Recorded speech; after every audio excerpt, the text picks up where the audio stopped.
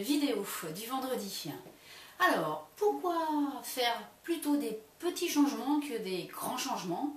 Pourquoi plutôt faire des petits pas que des grands pas?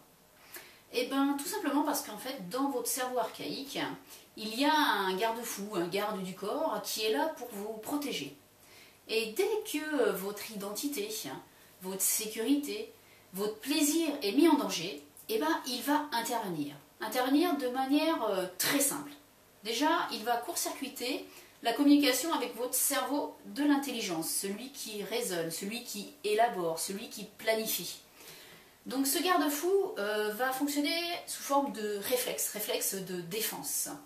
Donc tout engagement, toute réflexion, tout investissement va être impossible, surtout s'il prend peur, très peur. Donc, en fait, il ne faut pas le réveiller, il faut le dompter. Et pour cela, il faut faire des petits pas.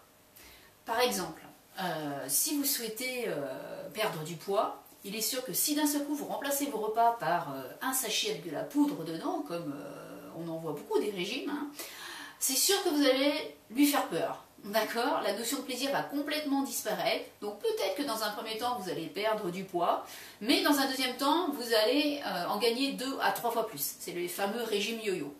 Ou par exemple, vous vous mettez à sauter un repas. Pareil, là, vous allez lui faire peur. Et ça ne marchera pas. Voilà. Par exemple, ça peut être aussi si votre conjoint vous ennuie terriblement, si vous commencez à prendre plein de mesures à la fois, ça ne marchera pas. D'accord? Il va y avoir un danger, il va y avoir une peur quelque part. Donc, plutôt se poser la question, comment je vais pouvoir rétablir peut-être une complicité avec mon conjoint, comment je vais pouvoir améliorer l'ambiance, quel premier petit pas je vais pouvoir faire. Voilà. Il y aurait plein d'exemples. Dans le livre de Robert Morer, lui-même en cite un tout à fait personnel où il a perdu beaucoup de poids en enlevant à chacun de ses repas, là où il mangeait des frites, une frite. Voilà, donc posez-vous la question, dans quel domaine déjà vous avez envie d'améliorer votre vie, dans quel domaine vous avez envie qu'il y ait du changement, de la nouveauté. Ensuite, posez-vous la question, quel premier pas? Donc, vous avez un objectif, vous allez le décomposer en sous-objectifs, et ces sous-objectifs en mini-objectifs. Et si ces mini-objectifs ne vous permettent pas d'avancer, de vous lancer dans ce que vous avez envie de faire, eh bien c'est que ce mini-objectif est encore trop important et réveille votre amygdale. En fait, l'amygdale, c'est ce garde-fou qui est dans votre cerveau, c'est pas les amygdales qu'on enlève quand on est malade.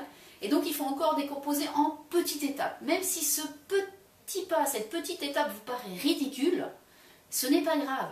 Faites-la, franchissez-la. Et vous allez voir que petit à petit, à force d'avancer, vous allez augmenter votre confiance en vous. Et après, ça peut s'accélérer très très vite. Voilà. Alors il y en a qui préfèrent les grands changements, les grands déclics. Et souvent ça passe par des crises. La crise de la quarantaine, ça peut être des divorces, ça peut être des décès, des maladies très importantes, des faillites. Il y en a qui préfèrent passer par là, qui préfèrent pendant un grand bout de temps mettre de côté des signaux, des alarmes, les repousser, pas les écouter, pas les regarder. Et un jour c'est la grande crise.